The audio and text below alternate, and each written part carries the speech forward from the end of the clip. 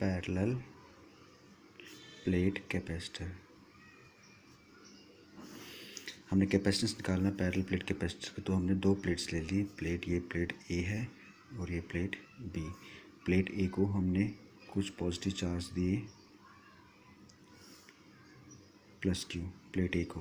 Plate B को हमने by induction negative charge develop हो गए ये वाले, और इसको हमने कर दिया अर्थ से कनेक्ट। इसका प्रिंसिपल बता दिया। और दोनों के बीच का सेपरेशन दो, उसमें हमने ले लिया डी। इसकी चार्ज डेंसिटी प्लस सिग्मा, इसकी चार्ज डेंसिटी माइनस सिग्मा। ठीक है। और जो पैरेलल प्लेट्स है चार्ज दोनों में सेम है, तो इलेक्ट्रिक फील्ड दोनों के बीच में हो जाती है E is equal to sigma upon epsilon not. ये इलेक्ट्रिक फील्ड है दो प्लेट्स के बीच में। अब हमने पढ़ा था पोटेंशियल ग्रेडियंट या relation between electric field and the potential, E is equal to V upon में डी। और पोटेंशियल कितना हो गया, V is equal to electric field multiply D. और यहाँ से फिर ई की वैल्यू हम पुट कर लेंगे, तो हमारे पास ये पोटेंशियल बन जाएगा V is equal to sigma upon epsilon not into D. ये तो हमारे पास पोटेंशियल हो गया दो प्लेट्स के बीच में। According to definition of electrical capacitance, C is equal to Q upon V. ठीक है। तो यहाँ पे वी की वैल्यू पुट कर ली, तो क्यू ये रहा हमारे पास, और उस इक्वल टू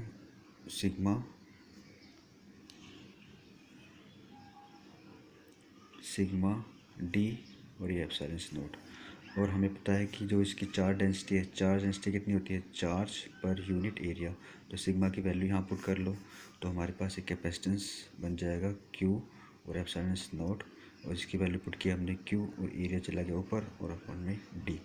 ए से ए कट गया, तो हमारे पास कैपेसिटेंस कितना हो गया, एप्सिलॉन नॉट ए अपॉन में डी।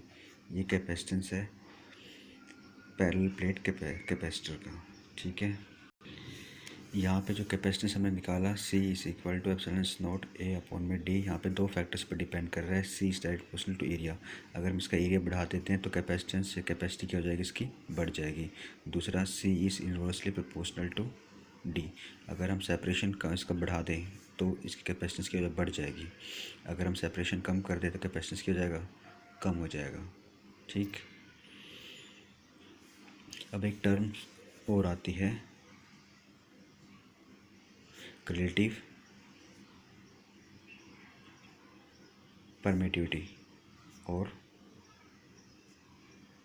डाइलेक्ट्रिक कांस्टेंट की। डाइलेक्ट्रिक कांस्टेंट या रिलेटिव परमिटिविटी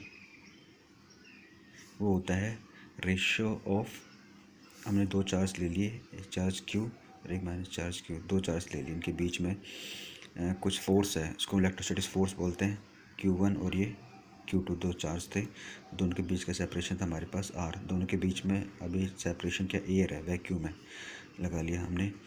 तो फोर्स कितना हो गया, 1/4 pi epsilon naught Q1 into Q2 upon में R का स्क्वायर। अगर इन दो चार्ज को उठा किसी मीडियम प्लेस कर देते हैं और उसकी परमिटिविटी एप्सिलॉन m ले ली, तो वहाँ फोर्स कितना हो गया मीडियम के अंदर, ये हो गया 1/4 pi epsilon naught Q1 into epsilon m और ये R स्क्वायर। तो ये जो हमारे पास रिलेटिव परमिटिविटी या डाइलेक्ट्रिक कांस्टेंट, वो रेशियो होता है force between the two charge in vacuum to the force between two charge in medium. इन दोनों का रेशियो ले लेंगे तो हमारे पास आ जाएगा absolute permittivity in medium to the absolute permittivity in vacuum, और ये बराबर किसके, रिलेटिव परमिटिविटी। ठीक है।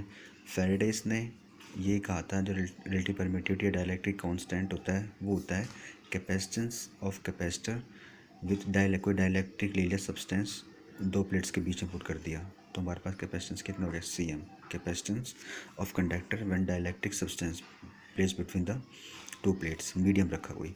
और ये रेशियो किसका, अगर उसको वैक्यूम में रखा तो इस रेशियो के बराबर होगा। तो मतलब ये हो गया CM is equal to K और ये C नोट। C नोट की वैल्यू हमने निकाल रखी है, ये वैक्यूम के अंदर था, तो CM is equal to K epsilon not A upon में कितना D। और ये किसके बराबर है, के की वैल्यू किसके बराबर है, एप्सिलॉन आर एप्सिलॉन नॉट और ए अपॉन में डी। ये पूरे किसके बराबर, मीडियम के बराबर है, तो C M is permittivity of medium A upon में डी, ये इस रेशियो के बराबर होता है। आगे है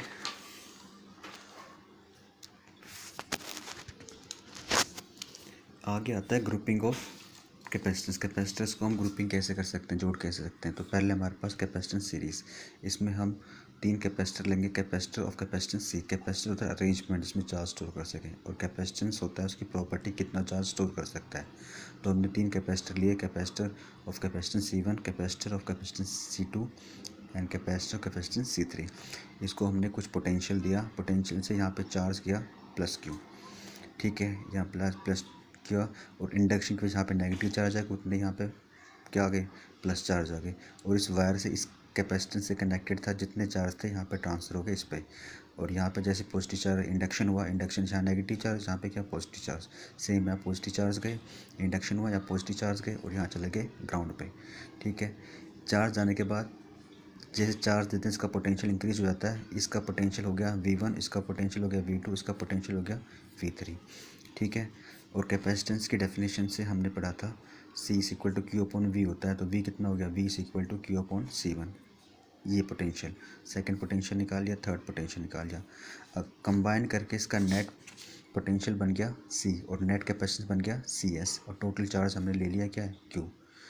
तो जो नेट पोटेंशियल है इन सब के बराबर है, इसका पोटेंशियल, इसका पोटेंशियल बराबर किसका potential V is equal to V1 plus V2 plus V3।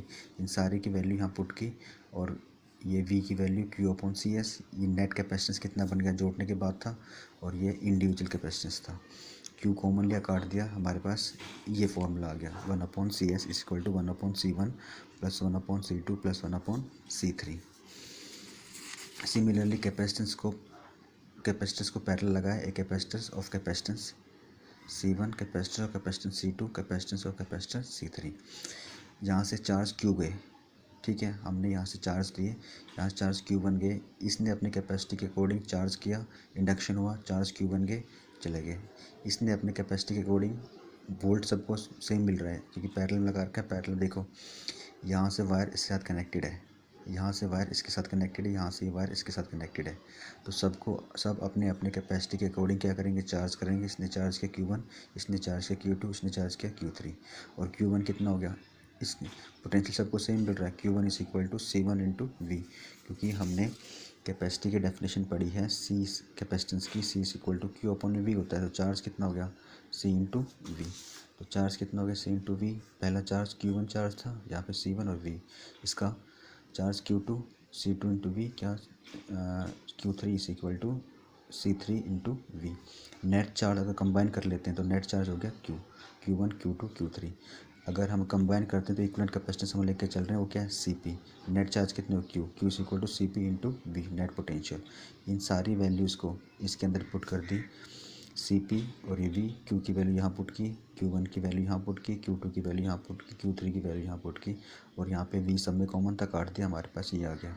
मतलब अगर कैपेसिटेंस हमने पैरेलल में लगा रखे हैं तो जो नेट कैपेसिटेंस है इंडिविजुअल कैपेसिटेंस से बड़ा होगा, हर इंडिविजुअल कैपेसिटेंस बड़ा होगा, और इसके अंदर जो सबसे छोटा कैपेसिटेंस है सीरीज़ में लगा, उससे भी छोटा कैपेसिटेंस आएगा अगर दोनों को हमने सबको हमने सीरीज़ में लगा रखा है तो।